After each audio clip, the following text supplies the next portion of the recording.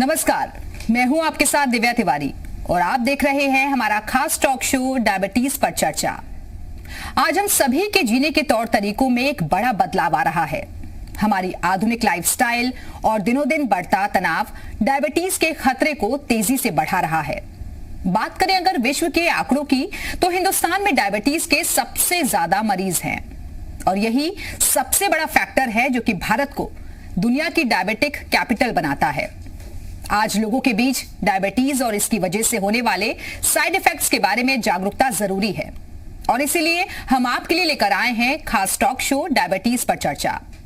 इस अनूठी पहल में आपको डायबिटीज से संबंधित हर जरूरी जानकारी मिलेगी। आज हमारे साथ मौजूद होंगे देश के जाने माने डायबिटोलॉजिस्ट और एंडोक्राइनोलॉजिस्ट जो आपको डायबिटीज के लक्षण, इसके उपचार और डायबिटीज से होने वाले हानिकारक प्रभावों को बारीकी से समझाएंगे। शो को आगे बढ़ाते हुए मैं स्वागत करना चाहूंगी डॉक्टर सरिता बजाज का। ये MLN मेडिकल कॉलेज प्रयागराज में डायरेक्टर, प्रोफेसर और हेड ऑफ मेडिसिन हैं। हमारे साथ जुड़ चुके हैं डॉक्टर जमाल अहमद जो कि अलीगढ़ मुस्लिम यूनिवर्सिटी में फैकल्टी ऑफ मेडिसिन के पद पर कार्यरत हैं। हमारे साथ मौजूद हैं झांसी से consultant diabetologist doctor Navneet Agarwal और प्रयागराज से consultant diabetologist doctor RP Shukla भी इस वक्त हमारे साथ इस खास चर्चा का हिस्सा बनने जा रहे हैं। आप सभी का हमारे इस खास टॉक शो डायबिटीज पर चर्चा में बहुत स्वागत है। तो डॉक्टर सरिता बजाज, मेरा पहला सवाल आपसे ही है कि क्या डायबिटीज के मरीजों में कोविड-19 होने का खतरा भी ज्यादा रहता है? ये सवाल आपका बहुत जायज है। कोविड-19 की जो बीमारी है वो कोई भी क्रॉनिक मेडिकल इलनेस हो तो होने के बाद उसकी सीरियसनेस ज्यादा होने की संभावना है। और अगर हम कोई भी क्रॉनिक मेडिकल इलनेस माने तो उसमें जो नॉन कम्युनिकेबल डिजीजेस हम कहते हैं उनमें सबसे प्रमुख है डायबिटीज। और डायबिटीज के साथ ज्यादातर जुड़ा होता है मोटापा जी। अक्सर जो डायबिटीज के मरीज होते हैं उनका वजन ज्यादा होता है, खास तौर में उनका जो वेस्ट सरकमफ्रेंस जिसको हम विसरल ओबेसिटी कहते हैं, जो कि बहुत हानिकारक होती है। तो ओबेसिटी या मोटापा ये नॉन कम्युनिकेबल डिजीजेस के साथ जुड़ी हुई है। कोविड-19 की सीरियसनेस बढ़ाती है। सीरियसनेस मतलब पेशेंट को इंटेंसिव केयर यूनिट में भर्ती होने के चांस ज्यादा हैं, मैकेनिकल वेंटिलेशन की जरूरत पड़ सकती है और इंट्यूबेशन की भी जरूरत पड़ सकती है, जो कि बहुत सीरियस ज्यादातर साबित होता है। जो नॉन कम्युनिकेबल डिजीजेस हैं उनसे ब्लड प्रेशर भी जुड़ा हुआ है और जो मधुमेह के रोगी हैं उनमें खुद भी बहुत सारी जटिलताएं होती हैं, जैसे हार्ट डिजीज, किडनी डिजीज, तो ये अक्सर उनमें पाई जाती हैं। ये सीरियसनेस को और बढ़ाती हैं। अगर डायबिटीज नहीं भी है, आपको क्रॉनिक लंग डिजीज है जैसे दमा है, सांस की बीमारी है जैसे दमा है, सांस की बीमारी, आपको क्रॉनिक लिवर डिजीज है, क्रॉनिक किडनी डिजीज है, आपको कैंसर है, लेडीज जिनमें प्रेगनेंसी है, स्मोकर्स हैं, अगर आपको कोई भी इम्यूनो कॉम्प्रोमाइज स्टेट है, आप कोई दवाएं ले रहे हैं जिनसे आपकी इम्यूनिटी कम हो जा रही है, जैसे कैंसर पेशेंट्स में होता है, और एक ग्रुप ऑफ मेडिसिन हैं जिनको हम स्टीरॉइड्स कहते हैं, स्टीरॉइड्स और कॉर्टिकोस्टीरॉइड्स, जो कि काफी हद तक यूज हो रहे हैं कोविड-19 पेशेंट्स में। ये भी आपको आपकी इम्यूनिटी थोड़ा कम करते हैं।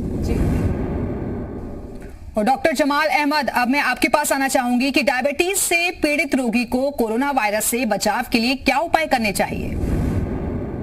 मास्क का प्रयोग करिए और अगर आप कभी भी किसी के यहाँ विजिट करते हैं तो वहाँ भी ख्याल रखिए कि बगैर मास्क पहने मत जाइए। अगर आप किसी पड़ोस में जाते हैं, किसी वजह से जाते हैं, तो मास्क लगा के जाइए और वहाँ पे जाके आप उस आदमी को इंसिस्ट करिए कि अगर आपसे कोई बात करता है तो वो मास्क पहन के आए। घर से निकलते वक्त आपका हाथ सैनिटाइजर से, अल्कोहल बेस्ड सैनिटाइजर से प्रॉपर्ली धो के निकलिए और घर में जब वापसी आप आइए तो फिर अपने हाथ को सैनिटाइजर का इस्तेमाल करिए। जब आप किसी आदमी से बात करिए तो कम से कम 6 फीट की डिस्टेंस होनी चाहिए। किसी पब्लिक प्लेस में जाइए बगैर मास्क पहन के मत जाइए और ये सावधानियां बरतिए। अगर आप सावधानी बरतते हैं तो ये आप यकीन मानिए कि आपका कोविड-19 डिजीज कुछ बिगाड़ नहीं पाएगा। तो ये हर डायबिटीज़ के मरीजों को जानना ज़रूरी है। थोड़ी सी सावधानी आपको होनी चाहिए कि डिपेंड करता है कि आपको टाइप 1 डायबिटीज़ है या टाइप 2 डायबिटीज़। वैसे तो टाइप 2 डायबिटीज़ किसी एज ग्रुप में हो सकती है, बूढ़ों में हो सकती है, बच्चों में भी हो सकती है, लेकिन आमतौर से टाइप 1 डायबिटीज़ ज़्यादातर 20 साल से कम उम्र के बच्चों को होती है। थोड़ा सा फ़र्क है। सारी सावधानियाँ आपके टाइप 1 और टाइप 2 डायबिटीज़ के बच्चों के लिए, मरीजों के लिए ऑलमोस्ट वही सावधानियां बरतनी है जो किसी को बरतनी चाहिए। सिर्फ टाइप 1 डायबिटीज़ में ये फ़र्क है कि अगर इनको डिहाइड्रेशन होता है, इनकी ग्लूकोज की मॉनिटरिंग बहुत कायदे से होनी चाहिए, रेगुलर होनी चाहिए, क्योंकि ये लोग इंसुलिन इंजेक्शन लगाते हैं। तो आपको ये सिक्योर करना है कि इनके पास इंसुलिन इंजेक्शन अवेलेबल है या नहीं। अगर आपका शुगर लेवल 200 से ज़्यादा क्रॉस करता है और टाइप 1 के मरीज़ हैं या आपको डिहाइड्रेशन है तो आप यूरिन में कीटोन बॉडीज टेस्ट करिए। और कीटो स्टिक जो हैं, कीटोन बॉडीज टेस्ट करने के लिए स्टिक जो हैं अवेलेबल हैं, आप उनको टेस्ट करिए। थोड़ा सा मैनेजमेंट टाइप 1 डायबिटीज़ का डिफ़िकल्ट होता है और आपको अगर कीटोन बॉडीज़ हैं और टाइप 1 डायबिटीज़ का मरीज़ डिहाइड्रेटेड है तो आपको किसी अस्पताल में जाके इसका इलाज ठीक तरीके से कराना चाहिए, आपको कराना पड़ेगा। और जो सावधानियां जो बरतनी चाहिए, क्योंकि ये पेंडेमिक डिजीज़ है, आप हमेशा अपने पास दवाओं का स्टॉक कम से कम एक मरीज़ का ज़रूर रखिए। कभी कभी कुछ परेशानियां आई हैं, कुछ एक ज़माने में जब कर्फ्यू लगा हुआ था तो बहुत सारी चीज़ें अवेलेबल नहीं थी। तो आप ये सब सावधानियां अगर बरतते हैं तो कोविड-19 डिजीज़ में आपका कुछ नहीं बढ़ पाई। थोड़ी सी नॉलेज जो आपको ज़रूरी है कि कोविड-19 डिजीज़ अगर आपको हो जाती है, अगर कोई कॉम्प्लिकेशन डेवलप होता है तो इसके कॉम्प्लिकेशन ज़्यादा सीवियर होते हैं एज़ कम्पेयर टू उस आदमी के जिसको डायबिटीज़ या हार्ट डिजीज़ या किडनी डिजीज़ या कैंसर की बीमारियां नहीं है। डॉक्टर नवनीत अग्रवाल, टाइप 1 और टाइप 2 लेवल की डायबिटीज में कोविड-19 के विकसित होने की कितनी संभावनाएं रहती हैं? कोविड की बीमारी दिसंबर 2019 में पहली बार हमारे सामने आई और हिंदुस्तान में ये सही मायनों में मार्च के महीने में शुरू हुई। अब ये समझ में लोगों को नहीं आ रहा था कि ये बीमारी क्या सभी को अफेक्ट करेगी या किसी वर्ग विशेष को इन्फ्लुएंस करेगी। जैसे जैसे समय बीतता गया, 2-3 महीने में मरीज बढ़ते गए, तो ये क्लियरली समझ में आने लगा कि ये बीमारी 4 या 5 तरीके के मरीजों को सबसे ज्यादा अफेक्ट करती है। इसमें जो सबसे इंपॉर्टेंट है वो है उम्र। जो भी व्यक्ति 65 साल से ऊपर हैं उनको ये इसकी बीमारी की होने की संभावना सबसे अधिक है। इसके बाद जब नेक्स्ट और एनालाइज किया गया तब ये समझ में आया कि ये डायबिटीज के रोगी के शरीर में अधिक पनपती है। फिर धीरे धीरे और जब सर्चेज हुई तो ये समझ में आया कि जो मरीज 65 साल से ऊपर हैं, डायबिटिक हैं, मोटे हैं, गुर्दा रोग से पीड़ित हैं या जिगर के रोग से पीड़ित हैं, उनमें तो बिल्कुल ही ये संभावना बहुत अधिक हो जाती है। अच्छा, अब सवाल ये उठता है कि क्या ये रोग किसी वर्ग विशेष को अफेक्ट करता है? तो ऐसा तो नहीं लगता है, लेकिन मेनली जो ये बीमारी है ये उम्र के साथ अफेक्ट होती है। अब टाइप 1 डायबिटीज चूंकि बच्चों में होती है और छोटी उम्र के वयस्कों में होती है, जैसे ये आमतौर से 8 से 10 साल की उम्र में शुरू होती है और 35 से 40 वर्ष के लोगों के बाद नहीं होती है। तो ये पता लगाना कि क्या टाइप 1 डायबिटीज में भी कोविड का रोग होगा या हो रहा है, ये थोड़ा मुश्किल था। क्यों मुश्किल था? क्योंकि कोविड का रोग 65 साल से ऊपर लोगों में ज्यादा है, 65 साल से कम लोगों में ये कम है। अब क्या टाइप 1 डायबिटीज जो 10 साल, 15 साल, 20 साल की उम्र में हो रहे हैं, उनमें कोविड का रोग उतनी ही तेजी से फैल रहा है जितना कि टाइप 2 में? तो ये अभी रिसर्चेज इस बारे में निश्चित रूप से कुछ नहीं कह सकती, लेकिन फिर भी ये है कि टाइप 1 डायबिटीज में भी कोविड रोग है। Doctor RP Shukla, type 1 diabetes और टाइप 2 लेवल के डायबिटीज मरीजों के बीच कोविड-19 होने के रिस्क में किस तरह का क्या कोई अंतर भी रहता है? कोविड-19 वायरस और इससे संबंधित बीमारी, ये दोनों ही एकदम से नई बीमारी है, नया वायरस है जिसके बारे में साइंटिफिक कम्युनिटी या डॉक्टर्स को बहुत कम जानकारी है। हर रोज हम लोगों को नई नई जानकारियां उपलब्ध कराई जा रही हैं, नए नए शोध आ रहे हैं। तो अभी एक तथ्य तो साफ है कि जब भी किसी को डायबिटीज होता है, चाहे टाइप 1 डायबिटीज हो चाहे टाइप 2 डायबिटीज हो, दोनों ही में शुगर का लेवल बढ़ जाता है। और जब शुगर का लेवल बढ़ता है और हाई लेवल होने पे हमारा इम्यून सिस्टम यानी प्रतिरक्षा तंत्र जो है वो कमजोर हो जाता है। और जब कमजोर होता है तो कोई भी इन्फेक्शन या संक्रमण हमारे लिए घातक हो जाता है। यही बात कोविड के लिए भी है। जब भी कोविड का इन्फेक्शन होता है और हमारा ब्लड शुगर लेवल अनकंट्रोल रहता है, चाहे वो टाइप 1 में हो चाहे टाइप 2 में हो, तो वो बहुत ही घातक रूप ले लेता है। विशेष रूप से डायबिटीज की प्रेजेंस में कहा जाता है कि कोविड इन्फेक्शन 3 से 5 गुना अधिक खतरनाक हो जाता है, इसके कॉम्प्लिकेशंस भी बढ़ जाते हैं।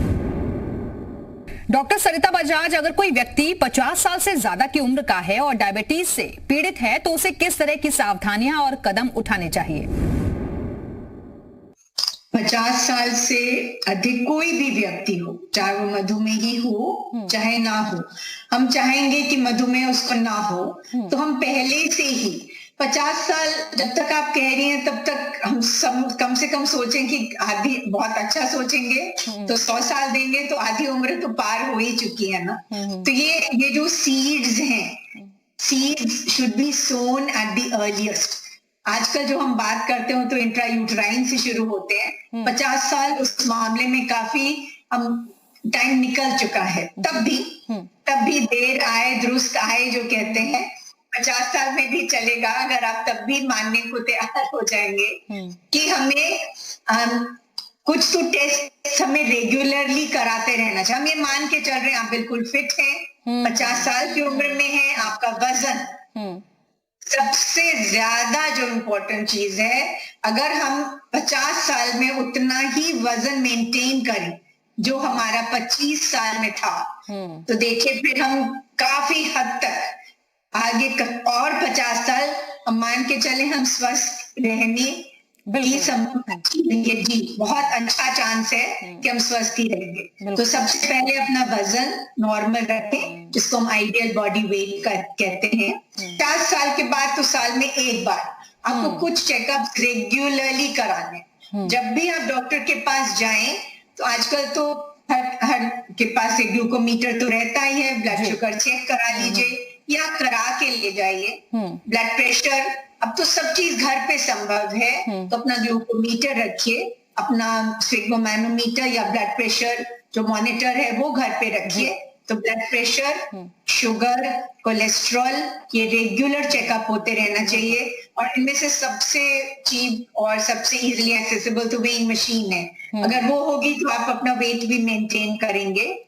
फिर कुछ मैनेजमेंट वो अलग, मेन के लिए अलग, विमेन के लिए अलग। प्रोस्टेट कैंसर का चेकअप, विमेन के लिए ब्रेस्ट कैंसर और सर्वाइकल कैंसर का चेकअप कराना बहुत जरूरी है।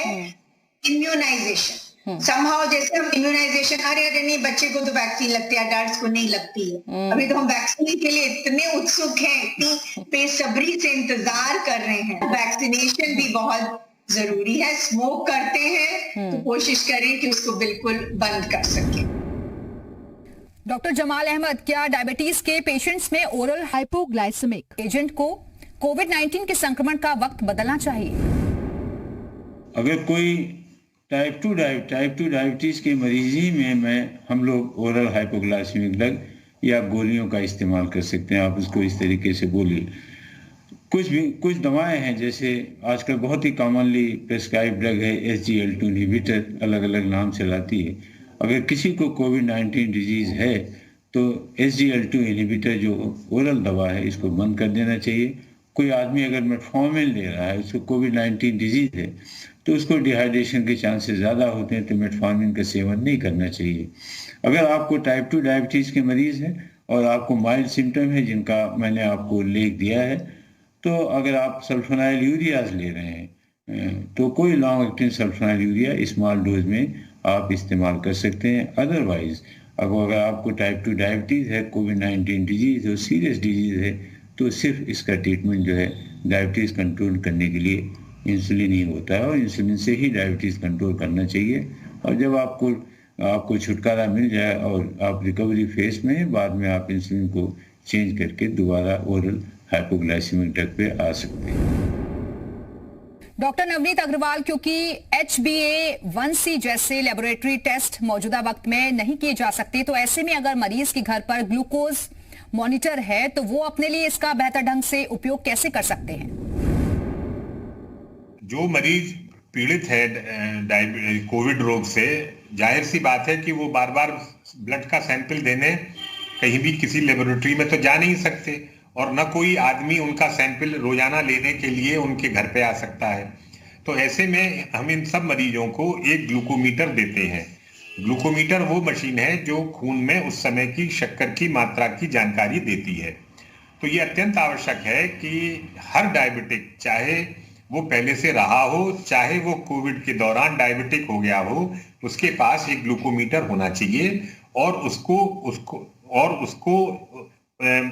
अपने को ये तय कर लेना चाहिए कि मुझे कैसे ये टेस्ट करना है।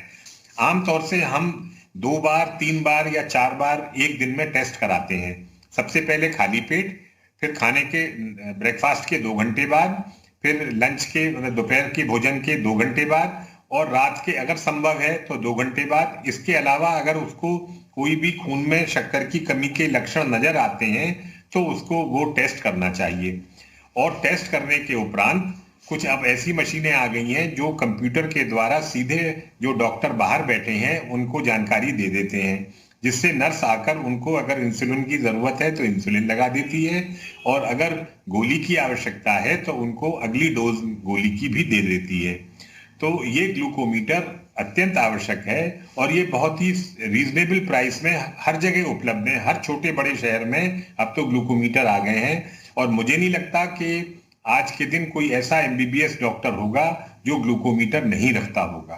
तो ग्लूकोमीटर जैसे ब्लड प्रेशर इंस्ट्रूमेंट है, स्टेथोस्कोप है, ऐसे ही अब हर डॉक्टर ग्लूकोमीटर को रखने लगा है और कोशिश यही करता है कि जब भी मरीज की डायबिटीज डायग्नोज हो तो वो उसको वो ग्लूकोमीटर खरीदवाए और उससे ये कहे कि वो अपना रिकॉर्ड मेंटेन करे, और जब अगली विजिट पे वो आए तब वो टेस्ट उसको दिखाए।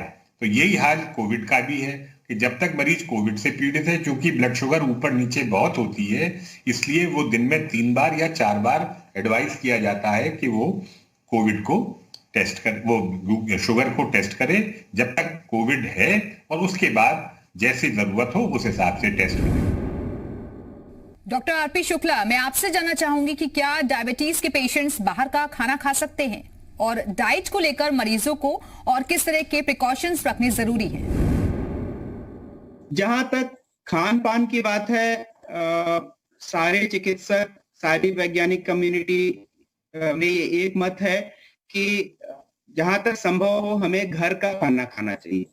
घर का खाना जब हम खाते हैं तो उसमें आवश्यक रूप से ग्रीन लीफी वेजिटेबल्स या फ्रेश फ्रूट्स या स्प्राउट्स, इसकी मात्रा समुचित मिल जाती है।